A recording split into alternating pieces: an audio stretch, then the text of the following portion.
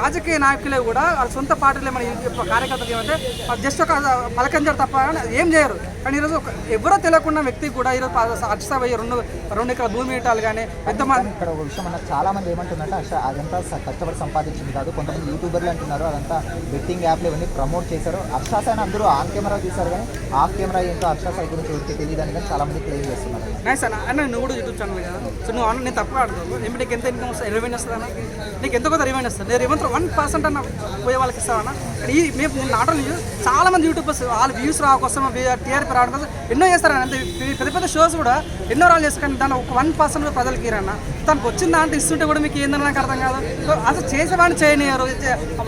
ఇప్పుడే కాదు, ఆ స్టార్టింగ్లో కూడా అసలు డబ్బులో మోసపోతున్నాడు, ఈడికెళ్ళి ఇస్తున్నాడు. ఇంకొకటి వచ్చి అమెరికాలో వీడియో కాల్ చేసి నేను బెట్టింగ్ యాప్ ప్రమోట్ చేస్తున్నాడు. కానీ బెట్టింగ్ యాప్ చేస్తుండో ఏమో చేస్తున్నాడు, ప్రజలకైతే న్యాయం చేస్తున్నాడు కదా, ఉన్నంత కొట్టి లేవని ఇస్తున్నాడు. తప్పేముంది కదా, మీరు చేయదు చేష్టం చేయనియరు. ఎక్కడ నాకు అర్థం కాదు. అసలు ముక్కు మొక్క నిలకుండా ఎంత రోడ్డు మీద పడి ఉంటే వాళ్ళకి నిజంగా ఎంత కొద్దిగా ఫుడ్ అన్నదానాలు చేయడానికి, డబ్బులు ఇవ్వటాలు కానీ, స్టూడెంట్స్ చదివించడాలు కానీ. అంతకన్నా పోలీస్ వ్యవస్థ మొన్న దివ్యాంగుల ప్రోగ్రామ్ పెడితే అంటే అక్కడ ఏంటంటే మన చెవులిని కళ్ళని కనిపెట్టు అటువంటి వాళ్ళకు పోలీసు వాళ్ళు మన అచ్చనే అంబాసిడర్ ఉంటారు. అంటే ఒక సూచక క్రియలాగా మీరు చాలా మందికి అంబాసిడర్ ఉంటారు చాలా ఫీల్డ్లో.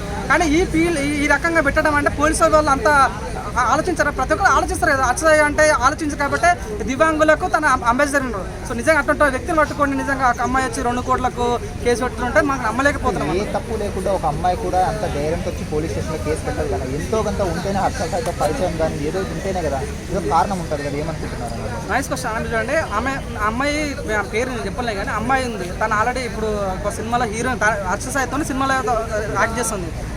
మెగాలోడాన్ అనే సినిమా, దాంట్లో తను హీరోయిన్గా చేస్తుంది. తను ఆల్రెడీ బిగ్ బాస్లోకి వెళ్ళింది, బిగ్ బాస్లో కూడా చేసింది. సో నాకు నిజంగా నాకు అసలు నేను షాక్ అయిన విషయం ఏంటంటే, సో అర్షసాయి నువ్వు అనుకున్న అర్షసాయి చాలా పెద్ద రేంజ్ అన్న. అసలు ఆ అమ్మాయి ఎందుకు సినిమాలు తీసుకున్నాడు అనేది నాకు డౌట్ వచ్చింది. సో సినిమాలోకి వెళ్ళిన తర్వాత మళ్ళీ అమ్మాయి తనే చూడన్న ఎన్నో మన ప్రీ రిలీజ్ పెట్టినప్పుడు తనే అంటది అర్షసాయి పేరు ఎత్తే ఇంకా గట్టిగా అంటే ఇంకా గట్టిగా అంటే కలిసి తిరుగుతారు వీళ్ళే, ఎంజాయ్ చేస్తారు వీళ్ళే, అక్కడిక్కడ తిరుగుతారు వీళ్ళే, మళ్ళీ వీళ్ళే కేసులు పెడతారు.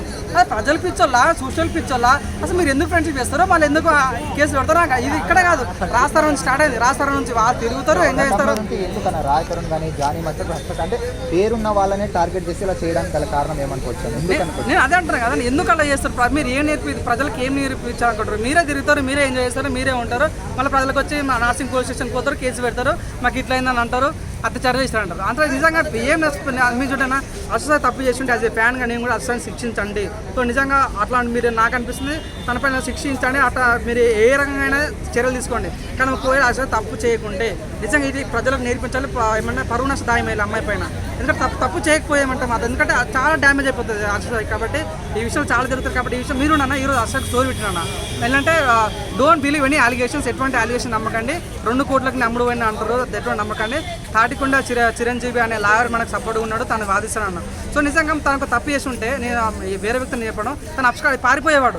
కానీ అంత క్లియర్గా స్టోరీ పెట్టినప్పుడు నాకు అంటే ఒక నమ్మకం లేదు యాజ్ ఏ ఫ్యాన్గా. అన్న తప్పించుకోవట్లేదు, అన్న పారిపోవట్లేదు, అన్న గట్టి నమ్మకం ఉంది. తను 100% ఎంత కేసులు వేసినా ఏం వేసినా కూడా 100% బయటకు వస్తాను నమ్మకం నాకు ఉన్నాను.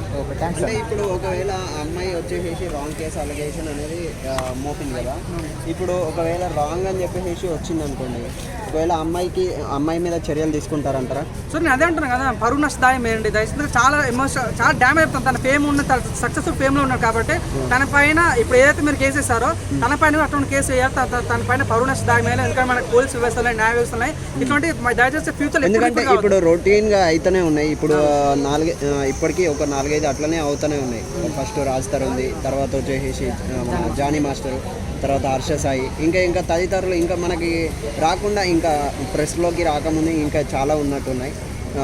ఇవన్నిటి మీద మీరు ఏమనుకుంటున్నారు? నిజంగా నేను ఎప్పుడు గుడైపోవాలనుకుంటున్నాను. మీరు తిరుగుతారు, మా లాస్ట్కి వచ్చి అత్యాచారమైన కేసు పెడతారు. సో నేను రిక్వెస్ట్ చేస్తున్నా, తప్పు చేసిన వ్యక్తి ఎవరైనా సరే, వాళ్ళు జానీ మాస్టర్ అయినా సరే, రాస్తారు అయినా సరే, మన అర్ష అయినా సరే, దయచేసి వాళ్ళని కేసు పెట్టండి. సో తప్పు చేస్తే మాత్రం వాళ్ళని జైలు పంపించాలి. ప్రజల ముందు వాళ్ళ శిక్షణ కోరుకుంటున్నాం.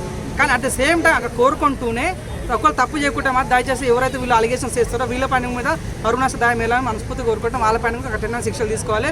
ఓన్లీ వాళ్ళకే కాదు, ఒకరికే బయాస్ ఉన్నట్టు కాదు, ప్రతి ఒక్కరికి న్యాయంగా ఉండాలని మనస్ఫూర్తి మన చట్టాలు కూడా అందరికీ ఈక్వాలిటీ ఉంటాయి కాబట్టి వీళ్ళకి ఇప్పుడు ఇలా చేశారు కాబట్టి వీళ్ళకి ఏదన్నా ఒకటి శిక్ష వేస్తేనే నెక్స్ట్ ఇంకొకరు అదే కదా ఇతరులకు ఒక గుణపాఠంగా ఉంటుంది. నెక్స్ట్ ఎవరైనా స్టేషన్కి వెళ్ళాలంటే చాలా సింపుల్ అయిపోయింది. ఏమైనా అంటే చాలు జస్ట్ నాసింగ్ పోలీస్ కేసు స్టేషన్కి పోవాలి, కేసు పెట్టాలి, సింపుల్ అయిపోయింది. దయచేసి నేను అమ్మాయికి అపోజిట్ కాదు, అమ్మాయి తప్పేసి అమ్మాయి మీద శిక్ష వేయాలని కోరుకుంటున్నా, రాష్ట్రం తప్పేసి హర్ష మీద శిక్ష వేయాలని కోరుకుంటున్నా. సో మనకంటే న్యాయ వ్యవస్థలని పోలీస్ వ్యవస్థలని వాళ్ళు డిసైడ్ చేస్తారు. నేను చెప్పినంత మాత్రం అరెస్ట్ చేయరు, నేను చెప్పినంత మాత్రం అమ్మాయిని అరెస్ట్ చేయరు. కాబట్టి పోలీస్ వ్యవస్థలని కోర్టు వ్యవస్థలని కాబట్టి వాటి పని చేసుకెళ్తాను. ఇప్పుడు హర్ష సాయి మీద వచ్చినటువంటి అలిగేషన్కి ఎవరైనా పొలిటికల్ వాళ్ళు ఎవరైనా ఇన్వాల్వ్ అయి ఉన్నారంటారా బ్యాక్ సైడ్లో? అంటే అమ్మాయికి సపోర్ట్గా అమ్మాయికి సపోర్ట్గా చెప్పలేం కానీ తను ఆల్రెడీ బిగ్ బాస్లో తీసుకొచ్చింది. తను ఉన్నాను కదా, చాలా ఫేమ్ ఉంది తనకు ఎన్నో షో చేసింది. తను మేబీ ఉండొచ్చు, పొలిటికల్ సపోర్ట్ ఉండొచ్చు, లేకపోతే సినిమా రకంగా సినిమా ఎవరైనా సపోర్ట్ ఉండొచ్చు అనుకుంటున్నాను. రాంగ్గా చేయాలి అని చెప్పేసి ఏమన్నా ప్రెస్ చేస్తుండొచ్చు అంటారా? చెప్పలేము, నాకైతే అలా అనిపించట్లేదు.